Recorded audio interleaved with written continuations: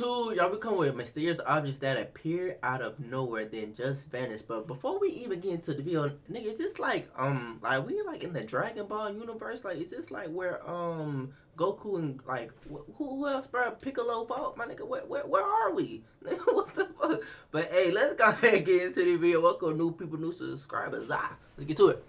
On the 18th of November, 2020, Utah's wildlife agents... Wait, hold on. On the 18th... Wait, nigga, don't you mean... Wait. Nigga, he fucked me up, bro, because why you put the 18 in the front? Were traveling by helicopter through San Juan County, USA, to survey the native bighorn sheep. What they actually found, however, left them sheepish. In the middle of the desert was a giant, gleaming metal monolith. Y'all remember this? About 10 to 12 feet tall. Who, what, how, or why someone put it there was a complete mystery. But its sudden appearance in the middle of nowhere was only the beginning. Why?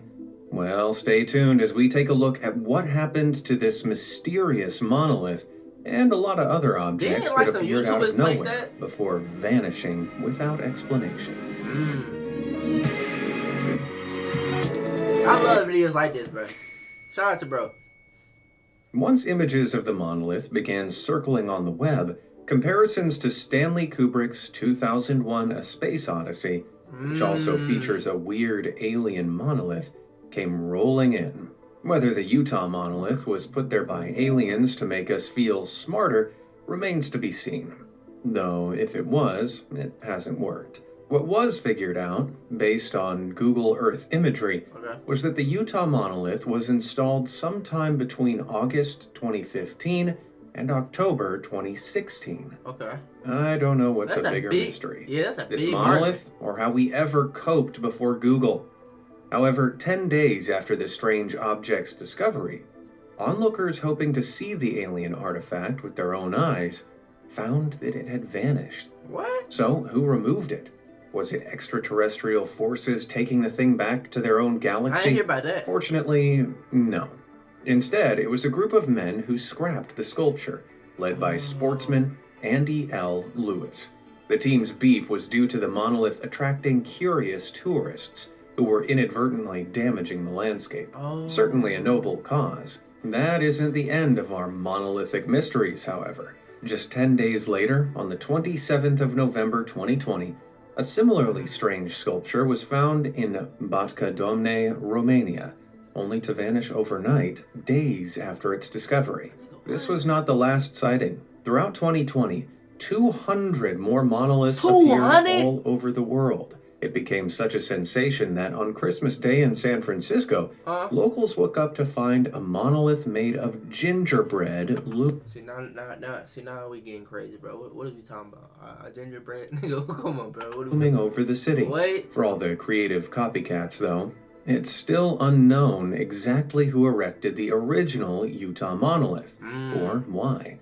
Although if anyone wants to erect a new one made of a cookie, I volunteer to help with the vanishing part. UFO? Look, what I'm about to say to you may sound crazy, but I promise I'm not secretly wearing a tinfoil hat right now. Did you know there are videos of the U.S. Air Force interacting with UFOs? I heard Wait, come back. I heard about it. In 2020, the Pentagon authorized the release of several videos after they were leaked to the public. The footage dates back to 2007, when a member of Above Top Secret, a website dedicated to conspiracy theories, claimed to have worked on a U.S. aircraft carrier and smuggled footage off the ship. Bro, I just see a black dot. The first incident takes place in November 2004, off the coast of San Diego. Something was amiss on the USS Nimitz aircraft carrier. A nearby missile cruiser, the USS Princeton, was picking up strange readings near San Clemente Island on its radar. These readings would appear and disappear, and was nothing like the movement of planes. Things got weirder when two jets from the Nimitz went to see what the hubbub was all about. They reportedly came across a white, oval-shaped object the same size as the jets hovering above churning water. The floating phenomena was wingless, with no obvious means of propulsion, and looked like a giant Tic Tac. I was just When gonna the say, jets came in just to gonna have say a closer Tic Tac. look, the object flew away at hypersonic speed. That's around 3,000 miles per hour, more than Damn. 5 times faster than the speed of sound. If the account is trustworthy, that's a heck of a story. And this isn't the only time the U.S. military has tangoed with UFOs, though. Okay. In early 2015, off the coast of Florida, pilots from the USS Theodore Roosevelt were flying over the sea Type of when they shit. recorded something Oh, they couldn't Theodore explain. Roosevelt? The crew involved in this incident have chosen to remain anonymous, and the Mm. circumstances surrounding the video remain unknown. Is this going on, bro? That a duck? There's a whole fleet of them. Look on the ASA. My gosh. While we can only see one UFO here, the pilot's radar apparently detected a whole fleet of them. So what are these things? Well, nobody knows. While the U.S. What? government have found no evidence to show that alien technology... I feel like they cap it to us, bro. I'm not even gonna lie to you, bro. I feel like they cap, bro. Cause look, I feel like either like, cause y'all, let's be honest, bro. They been making movies like this since like, I don't know. I'm just gonna say 1970, 1980. They been making like alien movies, like, bro. They gotta have some knowledge, bro, because these movies be seeming too realistic, bro. How y'all know this much about aliens? Y'all been making like I don't know, bro. Like there's some mysteries that we ain't gonna never find out, and like we gonna be long past before we even like hear anything. But it's just like, nigga, what? Come on, bro. I feel like we got some technology that they ain't released yet. Like I feel like iPhones been around. They just released it. Like I don't know when iPhones came out, but I'm just saying, bro. Like I don't know, bro. This is just some. Bro, it's gonna bug me all day. That's why I try not to think too much about like this, like the government and like aliens and the earth and what's going on with the climate and nah. See, look, I got bills to pay. Like that's as much as my problems go, because they smart though. They make bills like such a big thing, so now like we can't focus on like everything else, bro. I'm telling you. was being used, they can't deny it either. And there you have it. One day, the Earth will be conquered by flying mints. I know what takes my mind off impending alien invasion. Clicking those like and subscribe buttons. Okay. That way you'll keep up to date with facts that are truly out of this world. Shout out. Now, what do we got next? Hair today, gone tomorrow. What is that? You may have heard that rabbits can multiply like crazy, but Yeah. apparently they can appear out of nowhere too. One morning in 2005, the villagers of Artesina, Piedmont, Italy, were surprised to look out their window and see a giant Nigga. pink rabbit lying on top of Coleto Fava Mountain. Wait, what? The sculpture is 200 feet long and 20 feet tall, big enough for wanderers to climb all over it. The gigantic teddy, called Hase, which is German for hair, is actually an art installation by Vienna art group Gelatin, who are Okay, well okay. known for their particularly wacky art pieces. Hase was completed after 5 years of knitting its outer skin and then stuffing it with straw. Wow, that must have taken a whole army of grannies. The creature is supposed to look like it's fallen out of the sky, hence Okay. why its squishy bits are sticking out.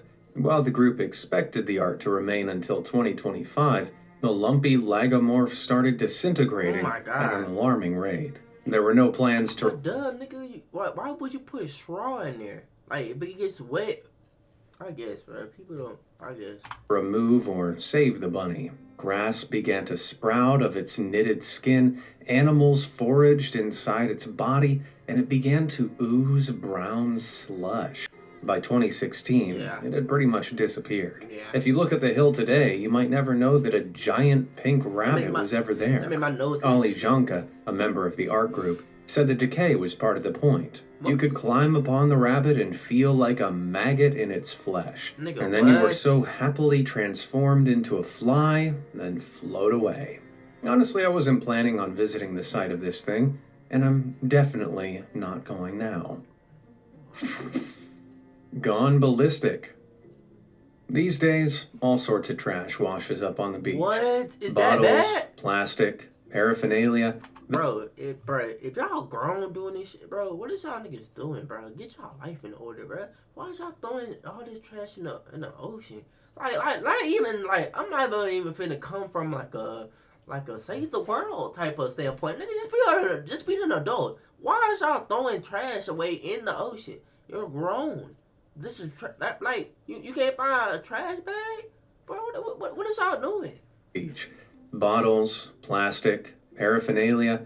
Though an alien spaceship's gotta take the cake. What? In February 2023, on the quiet Enshu Beach on Hamamatsu, on the Japanese Pacific coast, a giant iron ball was discovered. The ball was about 5 feet in diameter and covered in rust. Not knowing what they were dealing with, police cordoned off a 656-foot radius around the orb to try and figure out what the heck it was. After extensive studies, authorities came to the conclusion that they had no clue. It's like a wrecking ball. Many feared it was a kind of sea mine, so the bomb squad were called in to have it deactivated.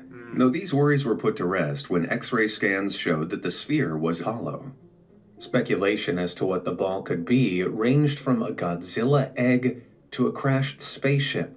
All this attention came as a surprise to locals, with one claiming that the ball had been there for weeks before the media took notice. Now, I don't want to burst your bubble, or your ball, but that raised handle indicates a far more mundane reality than a spacefaring cyber egg. And that's that the ball was probably a mooring buoy. When a buoy becomes unhooked, it can float in sea for years, turning its surface to rust. This happens frequently in other parts of the world. Residents along the Scottish coast wouldn't have batted an eye at the sight. Eventually, the day came when the ball disappeared. The Hamamatsu government took the sphere away, apparently to be disposed of, though they never divulged exactly what they did with it. Maybe it is an egg, and they put it in a giant incubator. That shit is not an egg. What the? Fecal matters. Have you ever had a neighbor's pooch leave an unwanted present in your front yard? No, they know better. Yeah, it's horrible. You can at least be glad that present wasn't 50 feet tall, though. Bro. In 2008 in Switzerland, a group of kids at a children's home witnessed a giant flying dog turd landing in their garden. Wait, Dang. How big was the dog? This enormous excrement flew against the home, smashing a window before it blew away to wherever the wind took it.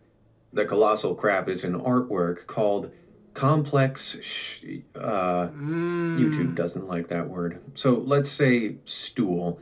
It was the creation of American artist Paul McCarthy, who specializes in large-scale art projects, with many of them being provocative in nature. So provocative, in fact, that there's no way I can get away with showing some of them. Mr. McCarthy came to prominence in the 70s, where his ostentatious style flourished. The Vietnam War and hippie movement was the perfect backdrop for his kind of experimental, angry, and challenging art. Though none of these went on a public rampage quite like this prodigious plop. The house-sized heap was on public display at the Zentrum Paul Klee in Bern. A storm blew up and carried it 656 feet away before stopping off at the children's home, where the massive muck brought down a power line and broke a greenhouse window. Is that heavy? The artwork had a safety mechanism in place where it deflates if blown away,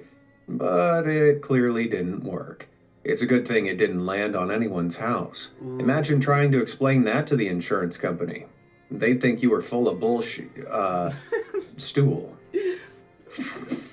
What is it? Peking Tom. Peking Tom. We've all lost something valuable at some point. Your phone, your keys, your AirPods. wallet. Embarrassing, right? At the very least, you can be glad you never lost anything that's 200,000 years old. Our story takes us back to 1921, when Swedish geologist John Gunnar Anderson visited Zhoukoudian Cave in the Fangsheng district of Beijing, China, after being told it was filled with dragon bones.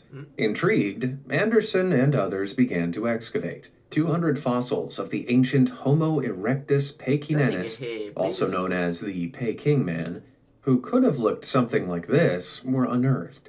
This subspecies of Homo erectus, very funny, lived in the Middle Pleistocene, There you which go. dates back 200,000 to 700,000 years ago. During World War II, after China was invaded by Japan, Chinese authorities entrusted the fossils to American troops for safekeeping. The bones were sent to a U.S. Marine base before being shipped to the mainland, except the fossils never arrived. Over the years, many theories as to what happened to the Peking man slowly What? emerged. Paul Edwards of St. Andrews University posits the U.S. ship could have been intercepted by the Japanese and the bones taken to Japan. Another theory is that a Japanese boat intercepted the fossils before being sunk, leaving the Peking man at the bottom of the sea. Maybe the American government did receive the bones, but decided they'd rather report them lost and hang on to them, for safekeeping. A breakthrough came in April 2010, though, when Paul Bowen, the son of a former U.S. Marine, emailed paleontologist Lee Berger from the University of Witwatersrand in South Africa. Bowen claimed his father discovered boxes of fossils while stationed in Qinhuangdao during China's Civil War in 1947. Berger decided to investigate further, and with a little help from his paleontologist friends, found the Marine base where Bowen's father was stationed, only to find that it's now a parking lot. The lot hasn't been excavated, so the Peking Trail, unfortunately, runs cold here. What? Who knows how many other of our strange ancestors might lie at the bottom of the sea, frozen in glaciers, and buried under parking lots. Shadow and Stone. The Lake District in northwest England has become world-renowned for its inspiring beauty. From William Wordsworth to Beatrix Potter and even Taylor Swift, the Lake District has been a muse for artists throughout generations. Also, it might be haunted. Why do I say that? Well, in 2021, strange stone sculptures started appearing all over the Lake District, none more noticeable than in Barrowdale Valley, where this image was captured by photographer Carl Halliday. Now, I don't know about you, but looking at that thing is giving me serious Blair Witch vibes. Why? The Lake District is full of spooky legends, like the story of Long Meg, another stone circle with strange origins. Legend says that Meg of Meldon and her daughters were witches who danced on the Sabbath night, or midnight to non-witches. As punishment for their sins, they were turned to stone by Michael Scott.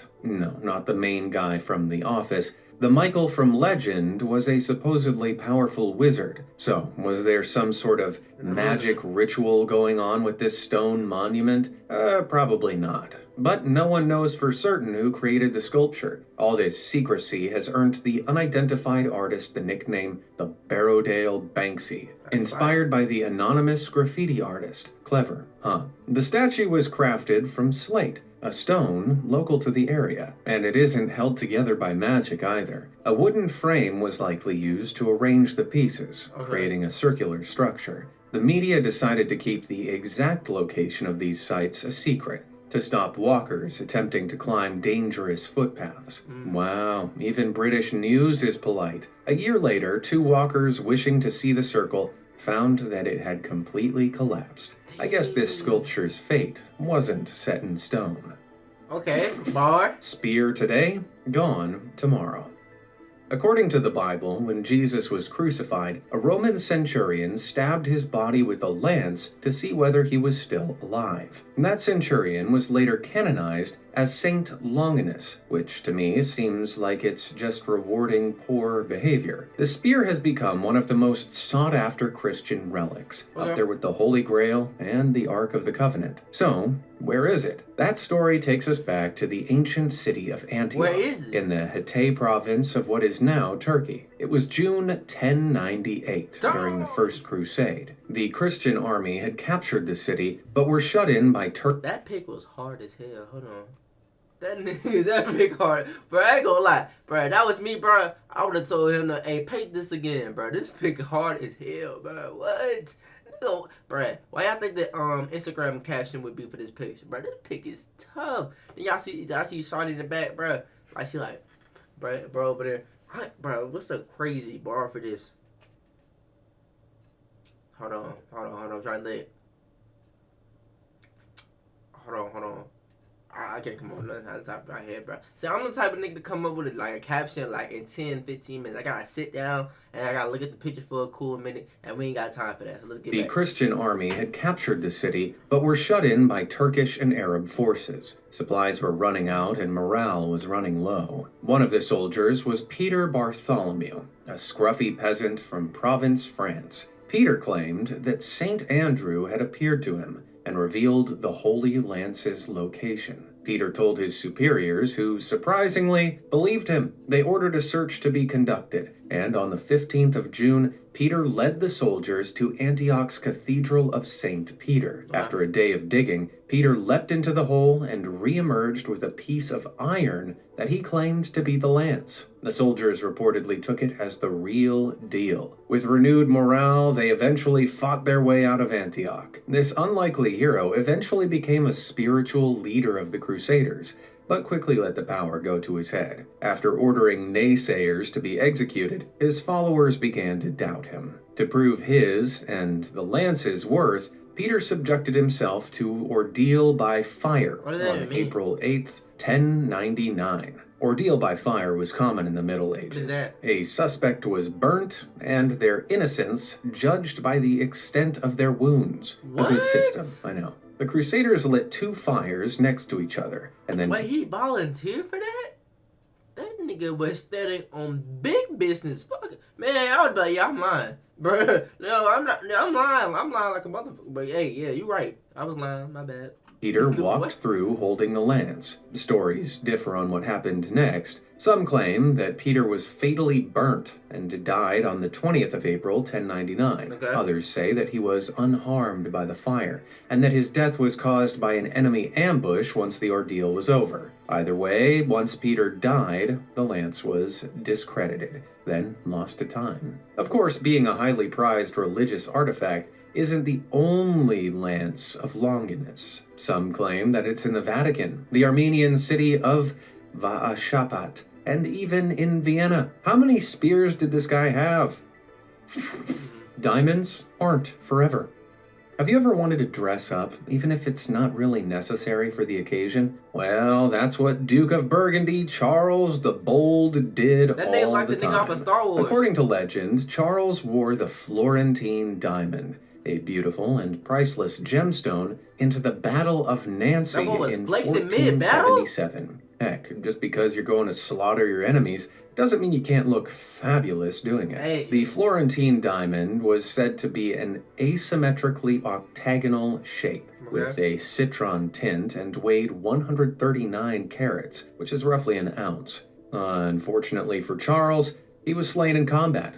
A soldier supposedly Damn! found the diamond in the remnants of the Took battlefield this. and, thinking that it was made of glass, sold the gem for 1 florin. What? That's around $773 in modern currency. What? Not great, considering the diamond's now estimated to be worth $20 million.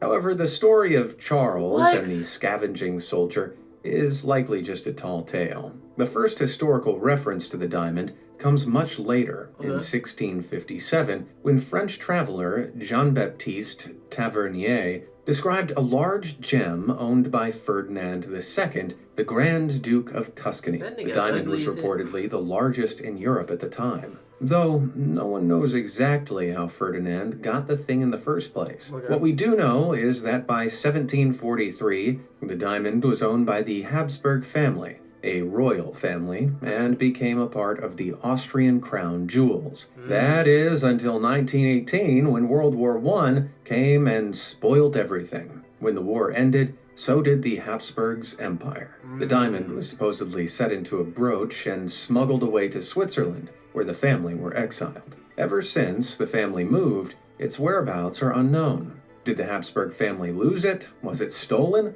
Maybe they just forgot to pack it. I know I've done the same before a vacation. $20 million? Luckily, Speedos aren't quite as expensive as diamonds, last I checked. You be wearing Speedos? Cross? I'm furious. The Bermuda Islands are lined with beautiful coral reefs that span 200 square miles around the coast.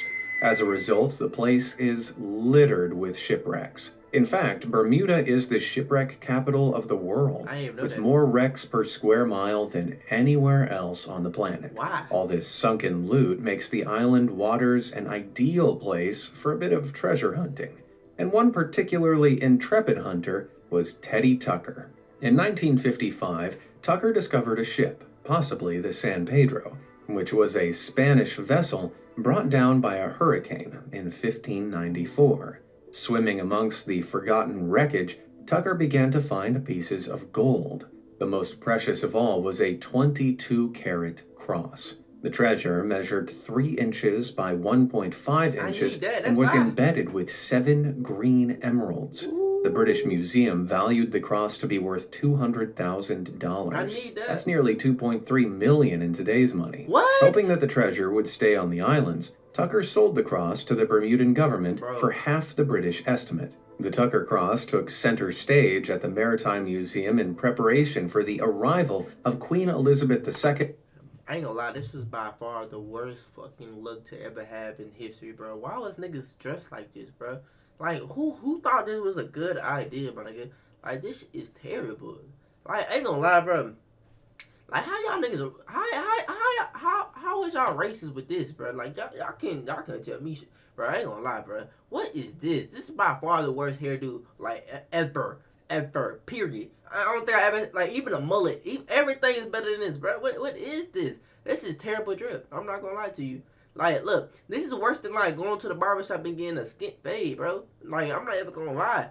Like, I'd rather get bullied for the rest of my life by having a bald haircut than this, bro. What is this? Like, what is this even made out of? Because I know it ain't real hair.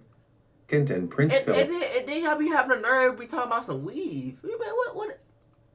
On the 16th of February, 1975, Y'all do that Tucker was at the museum awaiting the royals' arrival when he noticed something quite right. The cross looked dull and felt tacky. Upon closer inspection, he realized it was covered in gold paint. He realized the cross was a cheap replica and that the real one must have been stolen. Despite investigations carried out by the Bermuda Police, Scotland Yard, Interpol, and the FBI, the thieves were never captured, and the Tucker cross has never been found. Wow. The treasure was probably broken into pieces and sold for a fraction of their cultural worth. Wow. Though if you want my opinion, I've got a sneaky feeling Liz might have had something to do with it. Trashy treasures. The city of Cuenca in Ecuador was once the home of an Italian priest, Father Carlo Crespi. This man would be behind an outstanding mystery that would last long after his death. The priest cared deeply for his flock, and even helped to set up an orphanage, and provided education for them. But that wasn't enough for Crespi. He wanted to support the poor locals without having to resort to straight-up charity, so the priest decided to buy things from them. It didn't matter what the stuff was, the old man would pay. Over time, Crespi accumulated over 50,000 objects. While the majority of these items were absolute junk, some of them have become bound with myth. It has been claimed that Crespi received treasures of sculpted gold and ancient relics from Babylonia. Considering he was primarily buying from the poor, those are some tall claims. Unfortunately, in 1962, the bulk of Crespi's collection was destroyed in a fire, so we'll never know for certain. And even the fate of those surviving objects has been subject to rumor. In 1973, Swiss pseudo-archaeologist Erich von Däniken claimed that Crespi was bestowed with artifacts from the Taos Caves. These artifacts were supposedly created by a lost civilization, who were granted technology far beyond their years by extraterrestrial beings. I can't say I'm convinced. Dakian hasn't provided a shred of evidence for any of these theories. How about I tell you something a little more substantial? After the fire, the remaining pieces were purchased by the Central Bank of Ecuador, where everything from weapons, stone carvings, and shrunken human heads are currently stored and maintained. All the artifacts have been sourced from Ecuador with no sign of Babylonian intruders or alien interferers. Here's hoping Crespi will be remembered as a kind old dude rather than a crazy man who had access to mountains of alien gold. Shout out to you, my man. Shout out. Lazy bones. What the? I found some amazing things under my bed before. Dollar bills, lost remotes, packets of Skittles from the 90s. But Ooh. even I've never found Nigga, hold on. Don't that mean you dirty as hell, boy? What the? How you find a? dinosaur bones down there. How you This find that? is the Archaeopteryx, and it was a fascinating animal. It lived 150 million years ago, though Damn. it wasn't very large compared to other dinosaurs, about the same size as a crow. However, What? this tiny terror is often thought as the missing link between dinosaurs and modern day birds. In 1956, an Archaeopteryx fossil was found in the Solnhofen quarry, Germany. Funnily enough, all Archaeopteryx specimens we currently know of have been found in Solnhofen limestone. During the animal's era, this rocky landscape would have been lagoons for as far as the eye could see. Creatures would sometimes fall into the soft, muddy waters and drown, leaving their remains to become fossilized. After the remains were found, the owner of Solnhofen Quarry, Eduard Opitsch, allowed the fossil to be studied. Upon inspection, experts realized that the fossil was an Archaeopteryx, the third recognized specimen ever recorded at the time. It was displayed at the Marksburg Museum in Mornsheim, for which Opitsch gave his permission. But it turns out the quarry owner was a regular old Scrooge. He became incredibly protective of the fossil, and in 1974 demanded it back from the museum and refused to let anyone see the artifact ever again. When the old man died in 1991, the fossil was nowhere to be found. The last place it was seen was under his bed. Imagine hiding something 150 million years old under your bed. Perhaps Opitsch hid it as a final act of selfishness, or even had it buried with his body. Whatever it is, that's only smart. 11 specimens of this remarkable creature exist, making Opitsch's greed a blow to paleontology. Thankfully, the Marksburg Museum made a cast of the fossil before the cantankerous quarry manager snatched the original away. Opitsch is lucky he's no longer with us. I've got a real bone to pick with that guy. Have you ever come across an amazing artifact? Man, shout out to my boy, man. Hey, go get at my boy, man. He going crazy. But if y'all enjoyed the video, make sure you like, comment, and subscribe. And I'll see y'all boys and girls in this video. We out. Ugh.